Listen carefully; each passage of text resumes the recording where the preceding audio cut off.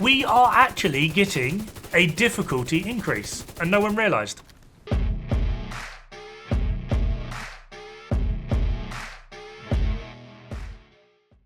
Right, by a difficulty increase, I don't mean they're going to give us like legendary open world and we're going to get like mythic dungeons or anything like that.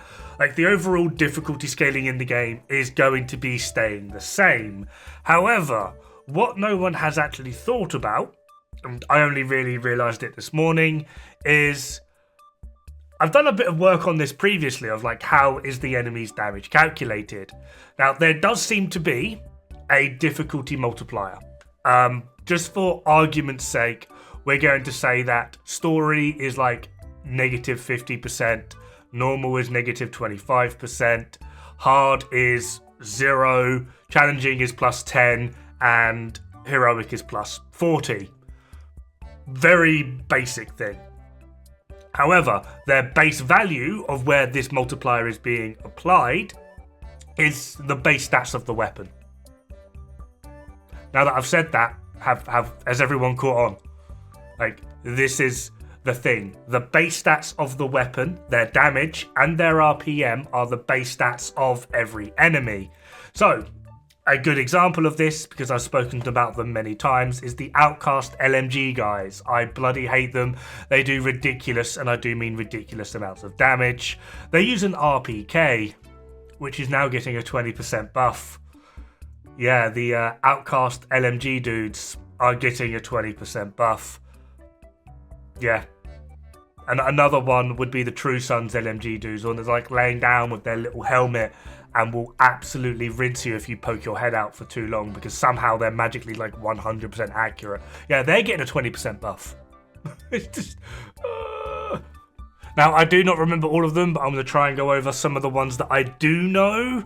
The main ones being normally True Sons or Black Tusk, which are kind of not what I wanted to see, but the majority of True Sons use the P416, which is getting a plus 50% RPM, which means they're going to be beaming you a lot harder and faster. The Black Tusk Rushers use the F2000 and the KSG shotgun. F2000 is getting plus 50 RPM, plus 10% mag size. Yeah, this is going to be fun. The majority of Black Tusk use the G36. Yeah, this is getting plus 50% RPM. Yeah, so far, just things just generally aren't looking quite so good.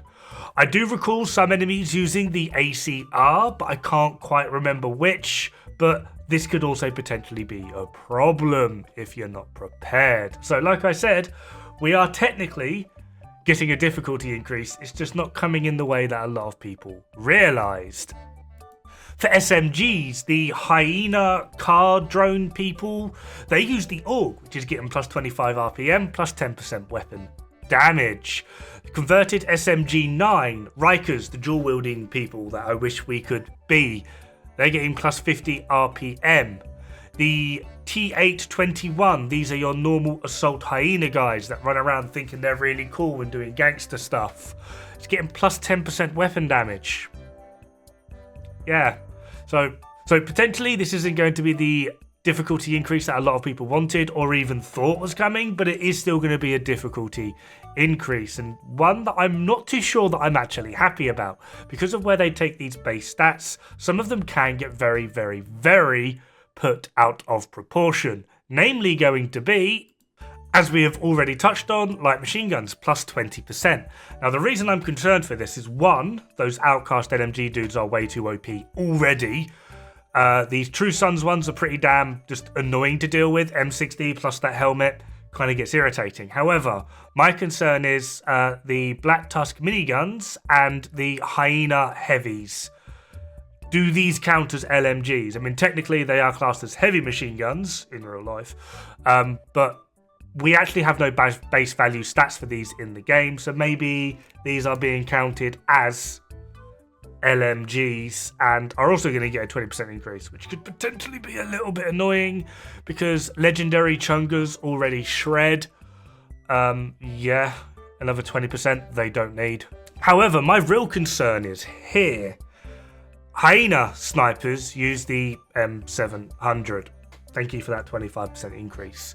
Black Tusk snipers use the Kovar SRS. Thank you for that 30% increase. The only snipers that I don't know and what they use would be True Sons, and obviously the